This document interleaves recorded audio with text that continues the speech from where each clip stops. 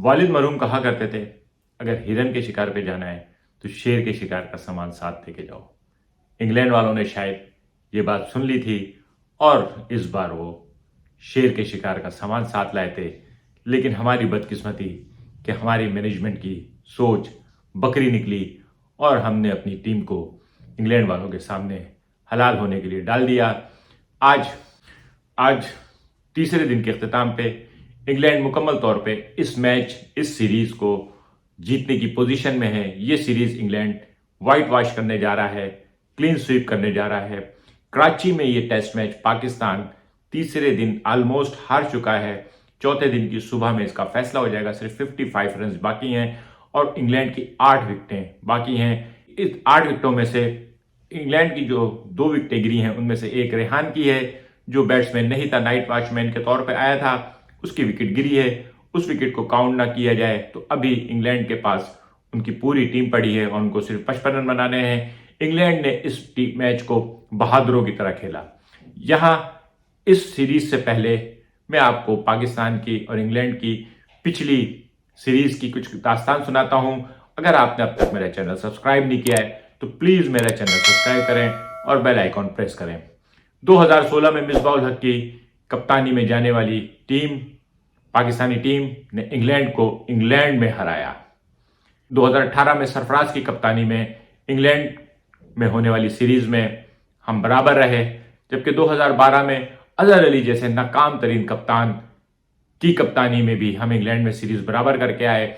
और इस बार बाबर आजम की कप्तानी में हम ये सीरीज हारने जा रहे हैं, व्हाइट वॉश होने जा रहा है। और इन सब की वजूहात बाबर आजम की कप्तानी पे इल्जाम लगाया जा रहा है। बाबर आजम की कप्तानी क्या होगी, कैसे होगी? अगर आपके पास चने ही ना हो तो आप भुनवाने क्या जाएंगे? बाबर आजम को टीम क्या दी है? अगर बाबर आजम तमाम इल्जामात का जिम्मेदार बनता है, अगर ये टीम बाबर आजम की मर्जी से सिलेक्ट की गई है, क्योंकि हमने इस टेस्ट सीरीज के लिए जो स्क्वाड उतारा था, मैंने उसके स्क्वाड के बारे में भी कहा था, वो कहीं से नजर नहीं आ रहा था। और पहला टेस्ट मैच जिसमें इंग्लैंड ने हमें जीत तश्तरी में रख के दी थी, बैटिंग पैराडाइज पिच पे 4 सेशन और 342 का टारगेट, और हम 74 रन से हार गए।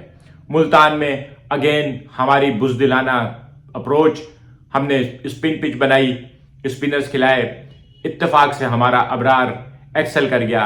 10 विकेटों के मरून मिन्नत हम उस मैच में अच्छी परफॉर्मेंस दिखा गए, लेकिन वो अच्छी परफॉर्मेंस हमारी किसी काम नहीं आई और हम फिर 26 रन से हार गए। हमारी टीम के पास चेस करने का कोई ऑप्शन नहीं था। हमारी टीम के पास चौथी इनिंग में बैटिंग करने का कोई प्लान नहीं था। इन सब में यहां पे हो क्या रहा है, मैं आपको बताऊं हो क्या रहा है। इस टीम की अगर परफॉर्मेंस देखें तो हर खिलाड़ी ने कहीं ना कहीं कुछ ना कुछ खेला हुआ है, चाहे अब्दुल्ला शफीक हो, चाहे शान मसूद हो, चाहे इमाम हो, बाबर हो, सऊ शकील हो, आगा सलमान हो। हर किसी के बैग में कोई ना कोई 1 इनिंग 2 इनिंग मौजूद हैं, लेकिन पाकिस्तान बुरी तरह से हार रहा है। उसकी वजह यह है कि बाबर आजम ने जो हमारी टीम में एक सेल्फिशनेस की इस्तेलाह इंट्रोड्यूस कराई है, जिसमें सिर्फ अपने आप को देखना है, टीम को फोकस नहीं करना है, अपने रिकॉर्ड्स, अपनी बैटिंग पे तवज्जो देनी है। अब सारे खिलाड़ी जो हैं वो अपने लिए खेल रहे हैं, कोई खिलाड़ी टीम के लिए नहीं खेल रहा। हर खिलाड़ी बुजदिलों की तरह उतने रन बनाता है कि उसकी वजह से वो अपने सिलेक्शन को रिलेवेंस कर सके, लेकिन असल में हमारा कोई भी खिलाड़ी जो है वो टीम के लिए नहीं खेल रहा। हमारे खिलाड़ियों में हीरोइक परफॉर्मेंस की कमी है, कोई खिलाड़ी आखिर तक लड़ता हुआ नजर नहीं आ रहा। इससे पहले और अब मैं आपको बताऊं, कराची स्टेडियम पाकिस्तानी टीम का सबसे मजबूत किला माना जाता था। आज से 20-22 साल पहले जब इंग्लैंड आई थी, पहली बार पाकिस्तान वो मैच हारा था, लेकिन वो मैच जो हारा था उस मैच के आखिरी दिन में ग्राउंड में मौजूद था, एक फाइटिंग थी। उस दिन एक नासिर हुसैन ने कमाल कर दिया था कि वसीम अकरम और वकार यूनुस इंतहाई तेज गेंदें करा रहे थे। लाइट कम हो गई थी, फील्डिंग टीम जो है वो अंपायर को बता रही थी कि लाइट कम है, लेकिन बैटिंग कैप्टन जो है वो तैयार था और खेल रहा था। वो एक तारीखी मैच था और इंग्लैंड ने वो मैच बहुत फाइट करके जीता था। लेकिन आज हम कराची में तीसरे दिन तकरीबन मैच हार चुके हैं और कल इस मैच की शिकस्त की सिर्फ तहजीज और तकफीन बाकी है।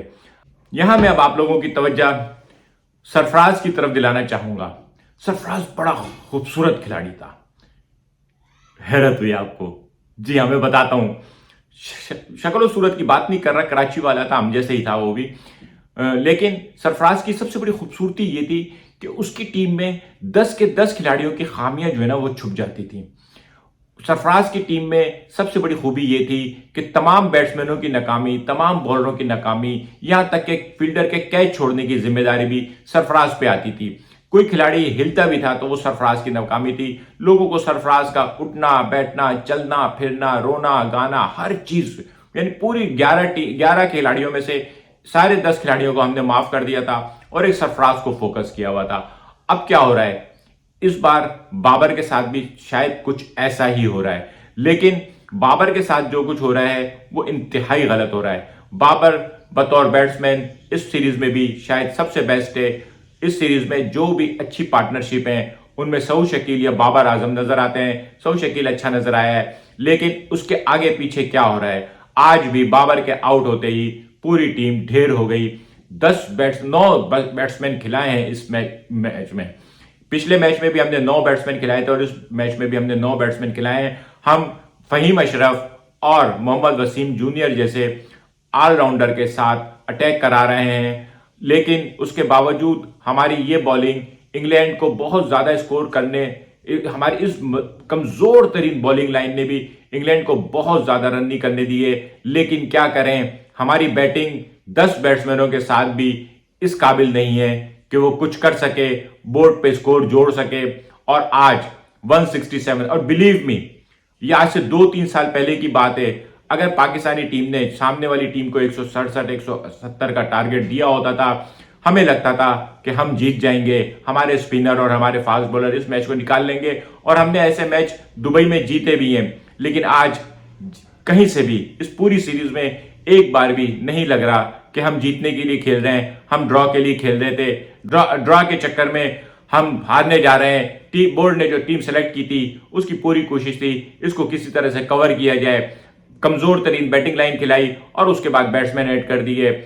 असद शफीक और फवाद आलम को नहीं खिलाना जनाब, सरफराज को नहीं खिलाना। पसंद और नापसंद पे चल रहा है ये मैच। फ्रांस की फुटबॉल टीम में 11 में से 10 खिलाड़ी बाहर के खेल रहे थे, लेकिन पाकिस्तान की टीम में सारे खिलाड़ी सिर्फ और सिर्फ बोर्ड की मर्जी के खेल रहे हैं। अच्छी टीम खिलाना अपनी टीम के पाकिस्तान के लिए सोच ही नहीं है।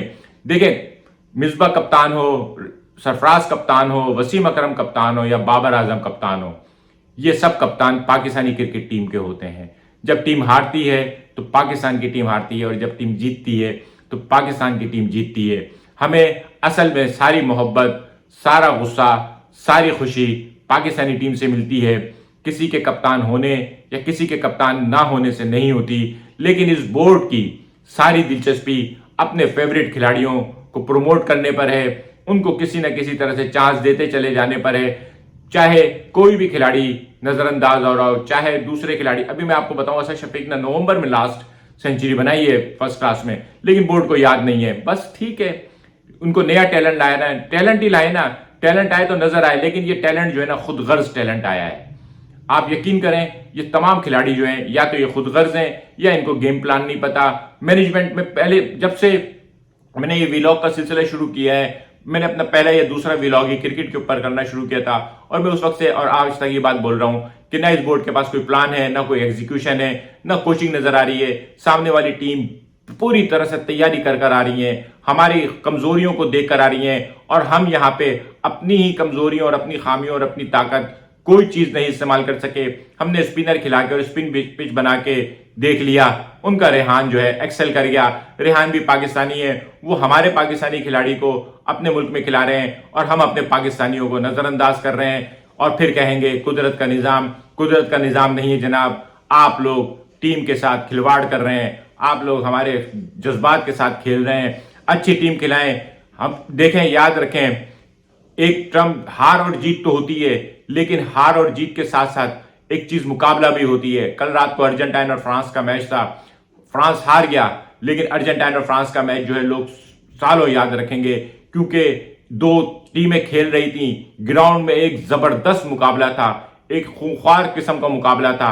हार जीत तो बहुत एंड में आती है, लोगों को मैच में मजा आना चाहिए, लोगों को मैच में मुकाबला नजर आना चाहिए, लेकिन इस दफा बोर्ड ने मुकाबले की सोच ही नहीं थी। डंग पटाओ तहरीक थी, किसी ना किसी तरीके से इस सीरीज को चलता किया जाए।